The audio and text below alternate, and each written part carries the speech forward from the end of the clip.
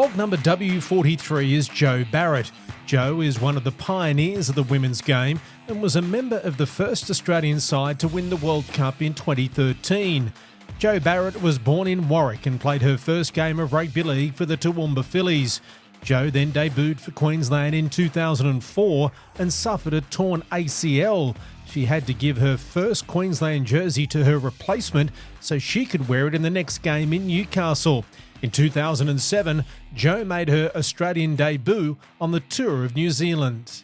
Well, Jo Barrett, thanks for your time. Sitting here reflecting on a wonderful career, what are your thoughts now of where the game of women's rugby league has come from to where it is at this current stage?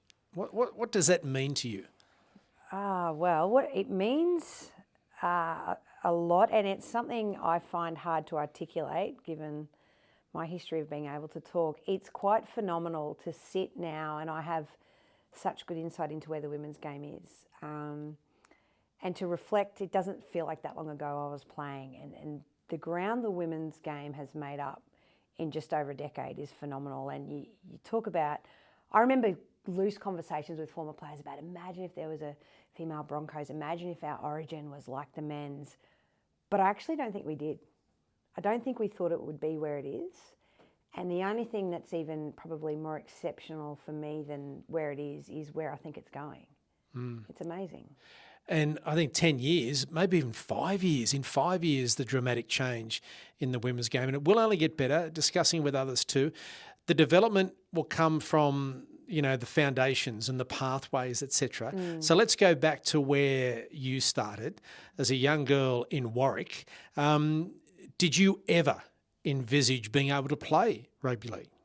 Not at all. So I grew up, in a very sporting family, close-knit community. Rugby league's, sort of like the centre point of a lot of relationships and engagements in that local community in Warwick. And, I had opportunities to do little athletics and netball. My parents are always supportive of us doing any sport. I'm the youngest of three. My sister and I, off to netball, little A's.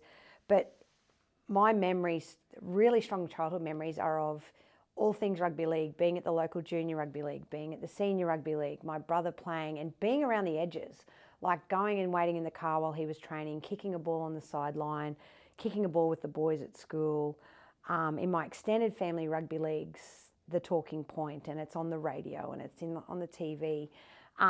So it's a strange thing for me because I played a lot of sport. I was a very physical young girl, but you just didn't sign up for footy. You just didn't play it. No one was playing it. No girls played it. I remember asking teachers, could we get a girls team? I remember saying to the boys I went to school with, hey, like we'd talk about if I signed up what club I would play for, but it never got beyond that because on my reflection, one of the biggest barriers, I think, for my parents as much as me was the social barrier. It wasn't socially acceptable for little girls to play. And as I turned 13, a little girl was playing on the, my family was associated with Collegians Junior Rugby League, and the other club was Suburbs. And that little girl is Stephanie Hancock. So I just was right on the edge of some younger girls starting to play, but I didn't really fight it hard because the gender roles back then, girls just didn't. And I think even if someone said, do you want to, as much as I actually did, I would have been afraid that it would have been too different for me. So you had to wait, or wait may be the wrong word, because when you wait for something, it's because you want it.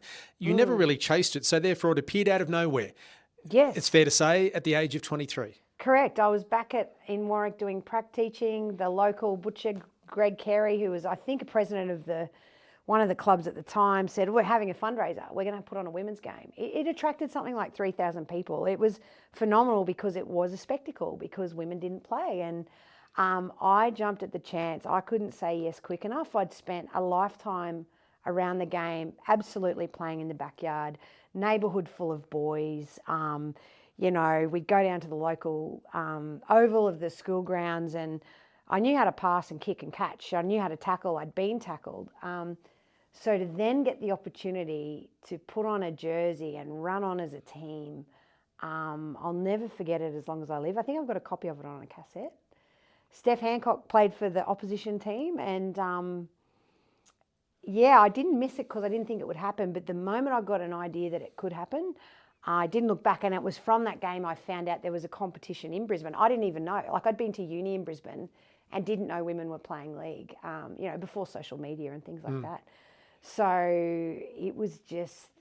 So what was the next step then? What did you have? After that game, you got the taste and you thought, right, that's it. What happened next? So what happened was Toowoomba Phillies, I didn't realise this because I'd spent most of my time between Brisbane and then out on properties at Cunnamulla and things. Toowoomba Phillies had a team in the Brisbane comp and they had a bye round. So the locals that had organised the Warwick-Killarney game combined us. So Steph and I and our teammates and sisters, we combined, did a bit more training, and we played Toowoomba Phillies at another fundraiser. And they had a lot of rep players and Gillaroos and Queensland players, in a system we didn't know existed. And at halftime, we were actually winning. Now, we went on to lose that game, but from that game, the coach approached a handful of us from this Warwick-Killarney combined team, said, look, do you want to sign up? We're in a Brisbane comp. And Steph and I went on to do that with a couple of other girls. And it was from there that the opportunity to play for Queensland and Australia came. Well, it's an extraordinary story that someone has gone on to do that and didn't even know that existed, that opportunity existed until the age of 23. How quickly then after you were noticed in that game did it become apparent that I can actually play this pretty well and I now know there is a Queensland and Australian side? When did the ambition or that burning desire to become just more than a player arise? Well, my entire life I was sort of really, I don't know if I was obsessed, but really inspired by athletes, like, swimmers, even that sports I wasn't necessarily that good at. My entire life as a child, I thought the greatest thing you could ever do in your life is represent Queensland and Australia in sport. I was fortunate enough right at the end of year 12 to make a Queensland school track and field side. So I'd had a taste of that representing the state. So it was absolutely, the moment I even knew there was a Queensland and Australian team, I didn't know if I was good enough, but I was inspired to try and make that side. And a local journalist actually in Warwick, Jared Walsh, who was a big champion of local athletes, he wrote an article, which I still have a copy of, that was local pair could play for Australia because he'd spoken to a coach that day that had said that Jo Barrett and Steph Hancock could play for Australia if they took this sport up. So there was that sort of chat, but I didn't necessarily think I was better than the rep players, but I was certainly inspired from that. Absolutely, the moment I knew, I was like, oh, that would be just the greatest thing ever, is to make those sides. So I kind of just went about finding ways to make that happen. Well, how would you like to be the owner of one of these? A Fogs Authentic Game Ball signed by Wally Lewis at the 2023 Wally Lewis medalist Reuben Cotter.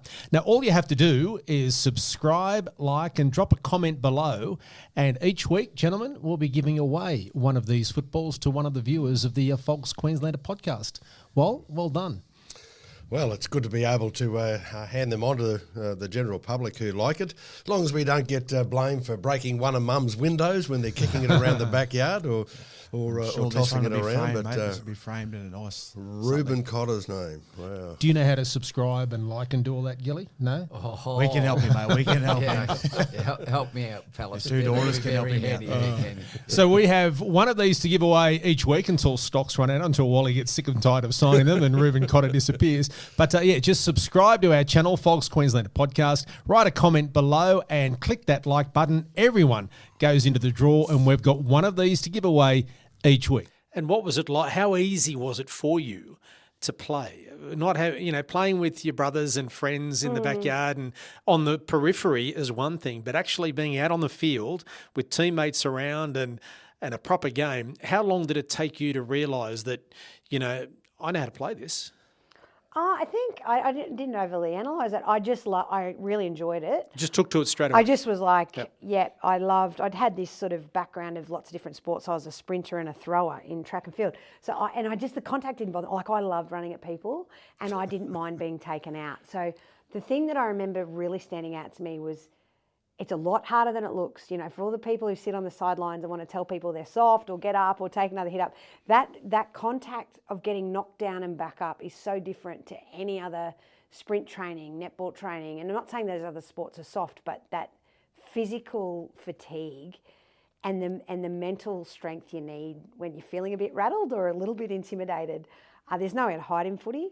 So I don't know if that answers your question, but I just remember that being a standout thing. It sort of does, because you've gone from mucking around to being serious, and there is a massive difference. Yeah. And I thought, I learnt very quickly, and I'd come off, I was at an age where I was drinking plenty socially on the weekends, and diet was nothing other than the food you ate. So I learnt pretty quickly with the phys ed teacher's background, the fitter I am, the more I look after myself, the better I'll be, the better chance I'll have of playing rep footy. And the last thing I wanted to do, if I ever was to make a team, was then be underdone as an athlete. So I sort of had that mentality pretty early, and it probably saved me in a lot of ways, because I was probably at an age where I was a bit lost, hadn't gone as far in track and field as I liked. I was probably drowning my sorrows in socially drinking and feeling a bit not sort of happy with who I was or where I was. And footy kind of gave me a real focus, and I just wanted to be the best player I could. And I knew I had speed and strength, and I knew I had a competitive edge, and I knew I had a love of the game, but there was lots of skills I didn't have. So I had to work really hard around that. I wasn't as natural as Steph. Steph could read the game better. I was a real amateur when it came to set plays and field position, and I had to really lean on what I knew I had and work really hard. I had to work harder than most people because I wasn't naturally as good at the game, I don't think. And you were coming through, is it fair to say, at almost like a transition stage whereby those that had really, launched women's rugby league and so on were still playing, but the game was developing and starting to grow, and you were coming in at a time where it was more widespread, there were more girls playing, more opportunities for girls, and did you feel as though that the game was building? I did, because I was sort of really seeking more information, and I was looking up who'd played for Australia and how long they'd played, and, I'd known that there was these one-off games over the last several decades. My auntie had played in a one-off game in Warwick in 1960. So I sort of had this backstory in my head, but I do think I came into the game at a time where the word was getting out. The Steph Hancocks of the world were coming over. She was on a trajectory to be an Olympic javelin thrower. And because of her pedigree, she was like, oh, geez, if I can play league, I'll play league. So it was sort of probably the first stage of the game growing. And I look at those players, like you got the likes of Tani Norris and Karen Murphy, who played through to the next change. But then you had the Veronica Whites and the Annie Bankses that were playing and administrating the game. The game wasn't tied loosely to the national bodies and state bodies at the time. And you could watch them come and take a hit up and play a game and then go and fill out the form for the ref. And I watched that shift and I observed. And they were the women getting us in and encouraging us. And I was then living out near Cunnamulla, and they were sort of trying to attract the game. So it was a really interesting period. And my memory is the athleticism of the girls shifted like sort of week by week. And we were getting a little bit more of a go, and more people were taking us on, and word was getting out there. Nothing like it is now. But I think that certainly was something I got a front row seat to, because I was trying to get to training and I was trying to learn. And the shift for me from where I sat was like people in my world who'd never really talked or considered or approved of women playing rugby league. And I'm talking my mates, my old teachers, my relatives. Well, they were starting to talk to me about it and wanting to come and watch a game and giving me feedback and telling me where I should stand, to take a hit up. So, yeah, it was a bit of an evolution that took the game sort of out of the shadows and people started paying attention.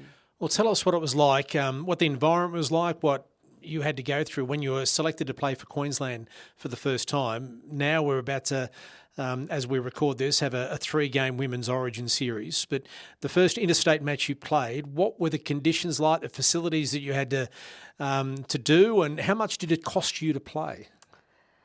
Okay, so my first game for Queensland, I'd been playing club footy for Toowoomba, but I had been doing a lot of travelling. So I didn't get to a lot of my career. Like I'd played footy every weekend, but I hadn't gone to trainings.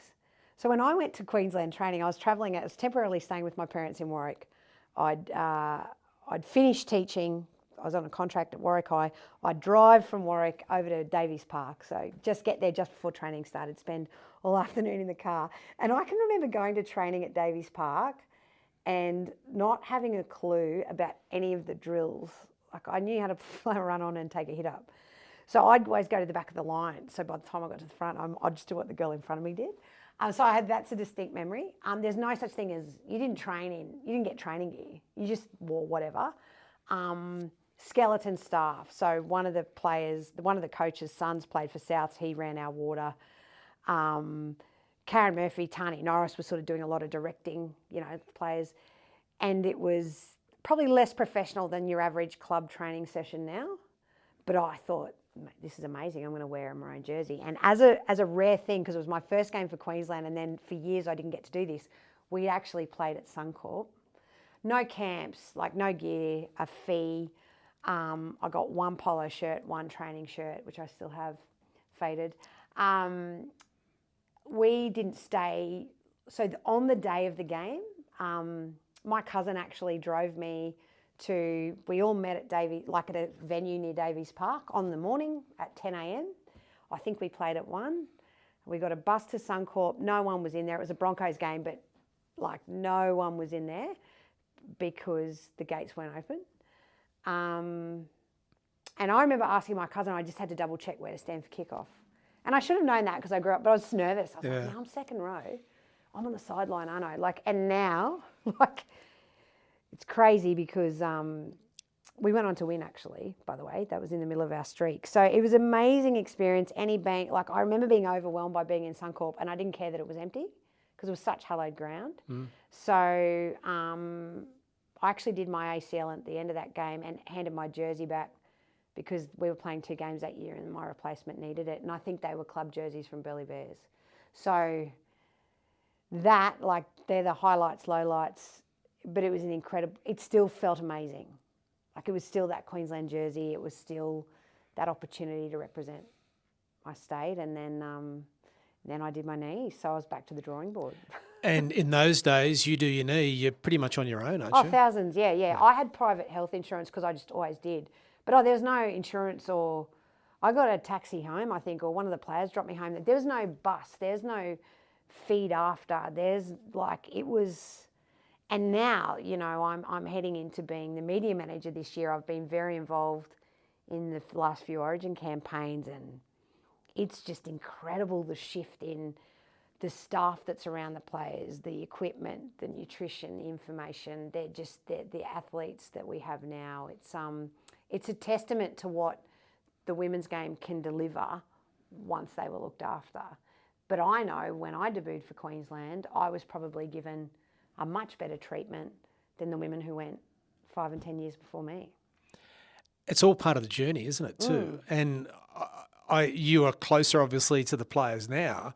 And people like yourself and Tani and Karen and others and Steph would be able to let them know exactly how things are developed. And they would no doubt appreciate where the women's game has come to. Yeah, I think they do. Look, I certainly get that impression from, so many of the girls I've worked with since I played 11 years ago now. But I know that, and I speak for all the coaches that have sort of been involved, from probably Brad Donald was my last Queensland coach, and then he coached Queensland for a while. So I reckon in the last decade, I'd have to really commend that it's been really obvious to me as a former player that the coaching staff that they've had have wanted to keep old girls coming in and keep those stories alive and share those experiences because they can get lost along the way. You do have a team changeover, and then the girls who've even come in the last 10 years, even since my last year. My last year we stayed at Royal Pines for about nearly a week, and I thought, mate, we're basically professional athletes. I thought Brad Donald had hung the moon when we had that experience. And so I've watched that build. But if you come in now, if you've come in the last decade, you would assume as a player that, well, that's what we do. And what's been really impressive is how important it's been for current coaches and players like Ali Brigginshaw and Steph Hancock, who've stayed in the game so long, to keep the girls humble in, hey, this jersey it's got a story and we're here because of the people before us. And I just think that's almost reflects in general the state of Queensland, right? The humility and the capacity to respect what's gone before you, I think, is a really big part of our story as a sport. What does it mean to you walking into this building, this Fogs building, and seeing that honour board in the foyer of the Fogs building, the men on one side and the women's Queensland women representatives on the other, and your name up there, number 44, I think? Yeah. Am I 43? I think I'm 43. In the 40s. It's impressive that you're close. It makes me emotional because when you're doing that at the time, and I've talked about how important it was to me, but you don't do it, you don't really think this will be a moment in history that goes on a board that when I sit and look at it is given the equal recognition of the men. And that makes me emotional because it says so much about where we've come. But as a little girl, like where I'm from and my life experiences, the Origins just lights people up. The story, what the men have done for us as a sport north of the border has just really got into the hearts and minds of Queenslanders. And when you see yourself, you know, on a board that's next to them, it honestly, it makes me emotional because not when I was younger it didn't, but now I think you just don't know what you're doing at the time and the long-term impact of that. And for me now, the bigger picture is I'm a parent and I'm a part of this community I grew up in, an extended family, and it's probably only hitting me now as I'm older. I talked to other players about this, what that board and that number means to those people who you played for. So it's quite amazing. It's quite amazing to see. Who had the biggest influence on your career? Whoa. Overall, I'd have to say my father, because I think there's so many players and people and coaches. It's hard to single them out because it just depending on the era and the stage and the injury I was dealing with. But I probably, that's the connection point for my dad and I over 43 years of my life was the chat we had about football before I was even playing sort of probably was a big part of our relationship.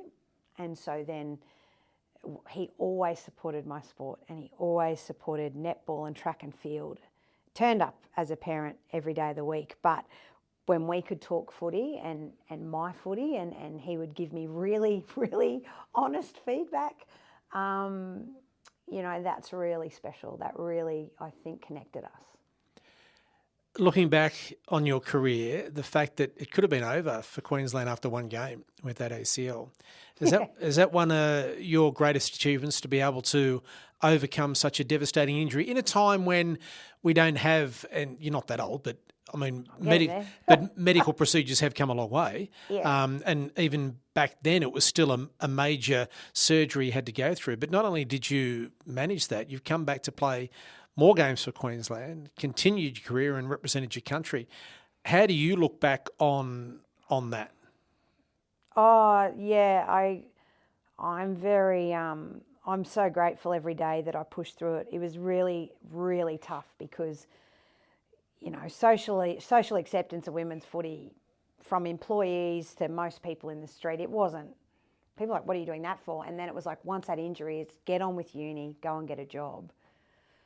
That's a ridiculous pursuit for a lot of people. And I just didn't. And I had to go back to my parents and I had to do, you know, like financially I took a huge hit and then, you know, I then had a break from the game because I took my first job teaching at Roma and then as the first year teacher in a country town is all things hard work and play. And there were so many probably challenges to getting back and being fit.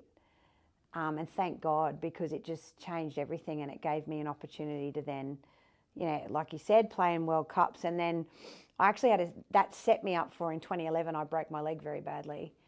And I drew on that initial experience to get back to play in the 2013 World Cup. But that to me, that whole coming back from that injury in that era where rugby league was and where it was heading, probably formed a lot of my character as an adult that sort of helped me in all areas of my life, I think.